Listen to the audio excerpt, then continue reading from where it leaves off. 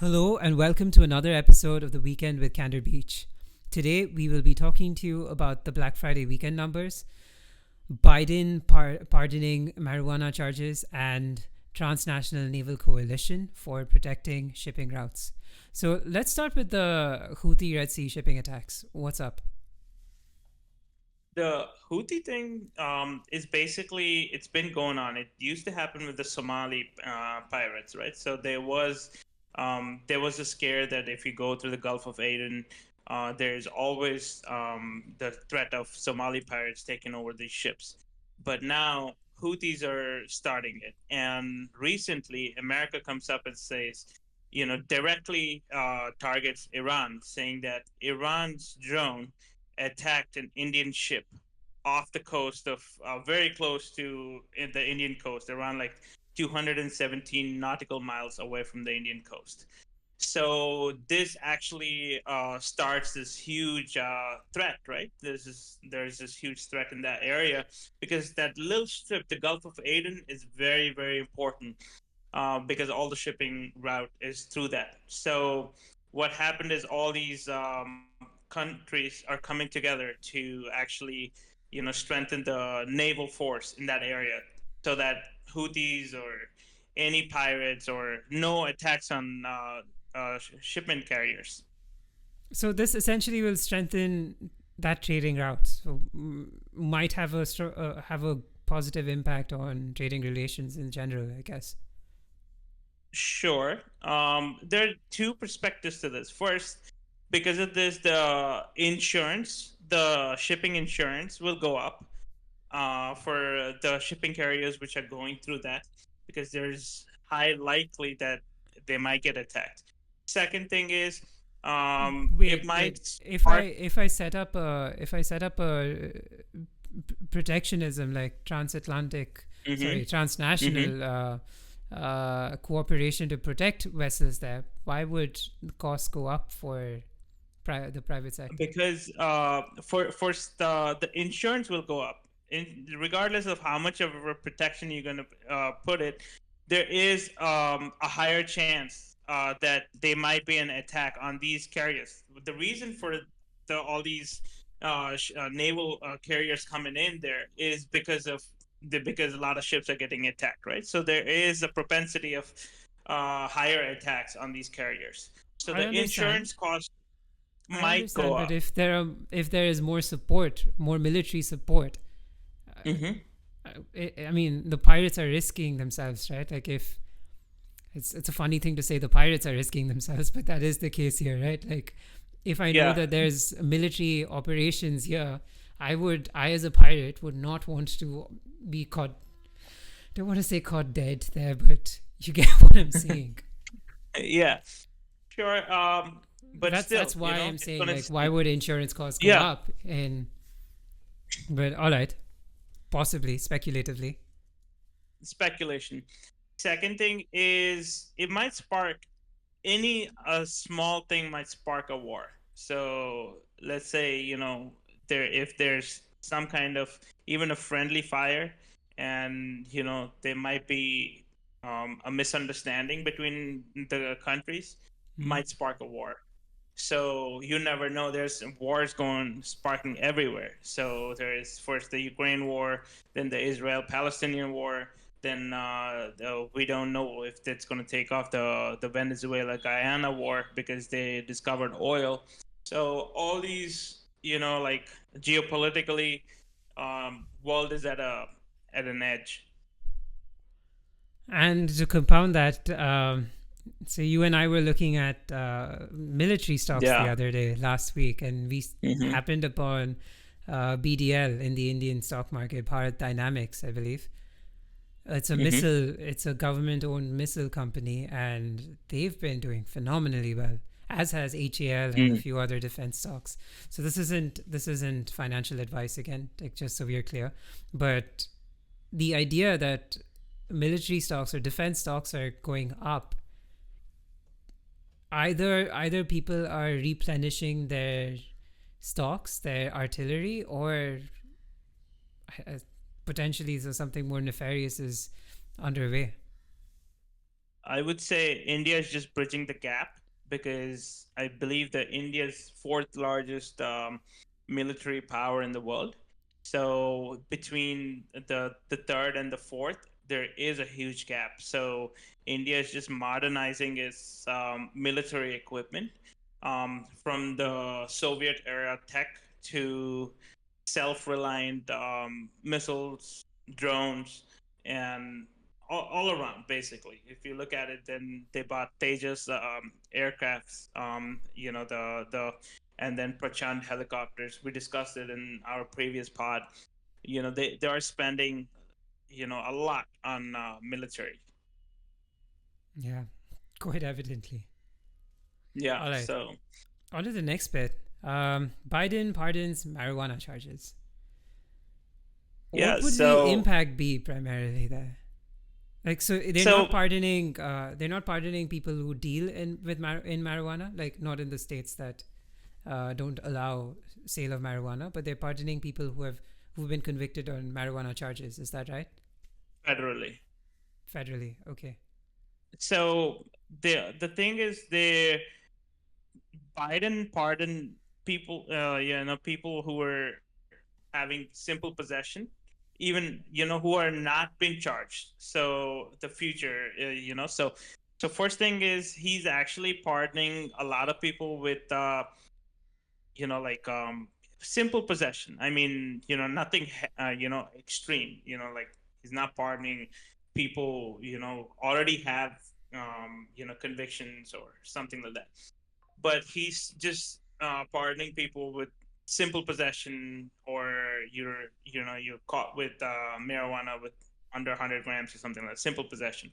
So the major impact with this is it's going to be there's going to be like all the states which have dispensaries, like recreational use or medicinal marijuana use, there are going to be a lot of revenue increase because people who are coming from states which are not medically legal or recreationally legal states, they're going to want to come to a recreationally legal state and buy marijuana. So there's going to be a massive increase, in states which are having dispensaries. And even if you're crossing the border, that's federal. That's and you get caught with it, you're not going to be really charged because it becomes decriminalized under federal law. Oh, okay. All right. So Yeah, this will likely crossing. Yeah, see. cross border. Yeah, So this will likely see a boost in consumption, yes. A and lot of weed cookies for everybody. that segues nicely into our last topic on consumption in general. Consumption. Like Black Friday Mm. weekend, the numbers are in, and man, they've been huge. Apparently, over Black Friday, the weekend, and Cyber Monday, consumers in America spent about $12.4 billion in e-commerce sales on Cyber Monday, and $38 billion in online sales for Cyber Week, the 5 days from Thanksgiving Wow. up until Cyber Monday. That's huge. So What what is they the say is this increase is from last year? so on Black Friday alone, it was about 9 point something, 9.6%, I think. Wow. Yeah, Wow. year on year. No, sorry, All that talk cyber. for inflation, right? So here's the thing. Recently, the Fed was more dovish in their account of the rates. They are likely to cut. At least that's what Wall Street is pricing for. They're looking into a potential rate cut. Further, you see general growth. So FMCG, there's this article on the Economic Times which talks about FMCG companies coming in and seeing that demand is on track. Demand is likely to increase in India as well, considering the fact that the elections are coming up and the BJP, the incumbent, is still in the driver's seat. They're more likely than not to retain power. At least that's what it looks like at this time. And with inflation looking to come down, consumption is strong. And we'd also gone through an annual report, right? We've gone through a few annual reports over the last month or so, Tata Consumer Yes. Yeah. Products, ITC, and they both talked about reasonably strong growth. They managed to grow in a year where there was inflation still. So consumer demand is strong, it isn't diminishing. And I think we are looking at the end of, again, speculatively, I think we are looking at the end of a recession. I would say consumer demand is also increasing, just to add on to it, because Indian GDP is growing. So per capita income is also growing, right? So if you look Mhm. at it, IMF also said India is the bright spot in a dark cloud in a lot of the Western economies. So there is going to be a huge push in FMCG in India, and you're going to see Consumption that in even in general. So you're going to America. see it in Yeah, consumer electronics. You're going to see it in. So I'm just saying, like, not just FMCG. You're going to see it in every industry that's direct to yeah. consumer, and obviously that'll have an impact on B2B, B2B2C. Another Anything. fun So fact, what about yeah, another fun mhm. fact is that Any minor topic? Yeah. D2C is on the rise as well. I don't have the figures, but I've Hmm. seen a lot of people starting to get into D2C. Then D2C does not mean more apps necessarily, but more individual businesses, more businesses in general, conglomerates included, are looking at setting up their own e-commerce platforms or building on existing e-commerce platforms. I don't want to take any names, but there are corporations that are looking at building on their existing e-commerce systems to go direct to consumer. Um, Another minor thing we can talk. We already talked about it. I just want to mention it.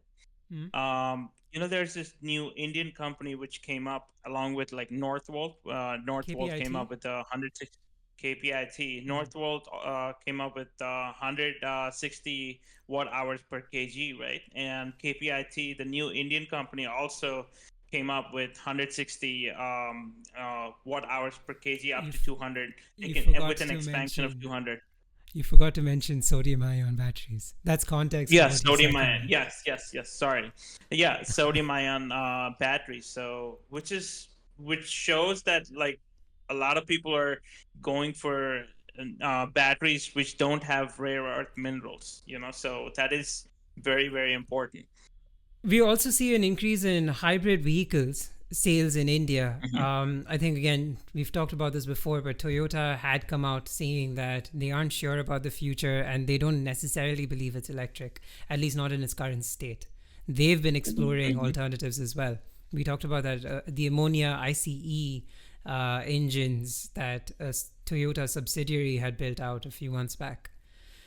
So I think this Yes. reaffirms the fact that electric vehicles are going to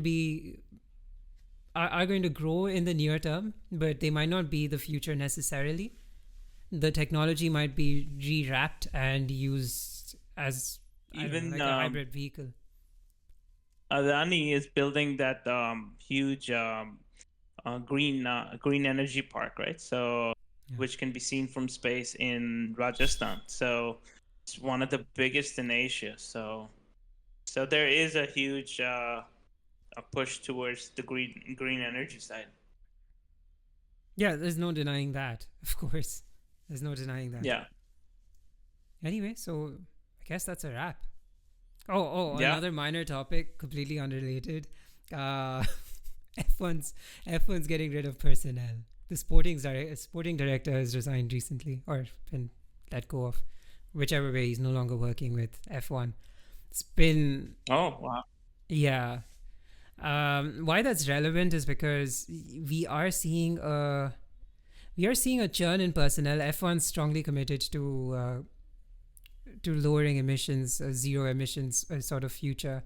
They are looking at changing even the fuel composition to make it a little greener. Now, with this regulatory body, but the teams on the other hand don't seem to, like, some teams aren't entirely excited about going all green, like particularly if you change F1 into an electric vehicle sport. So there is some resistance, and I'm not saying that the sporting director was let go of because of this, but it is sure to be it's sure to have an impact on what seems to be a very fractious start to the next year. Yeah, Anyway, pretty good on that news, note, man. Yeah. on So that note, that's a wrap. Yeah. That's a good weekend with Candor Beach, huh? hopefully, well, Yeah. it's Christmas Eve, so happy Christmas, Merry Merry Christmas. Christmas to Merry everybody. Christmas. Yeah. See, if you read Harry Potter, you'd see Happy Christmas is acceptable as well. Anyway, Sure. Merry Christmas to everybody and happy holidays. We'll see you in the next year. Yep. Thank you. Bye.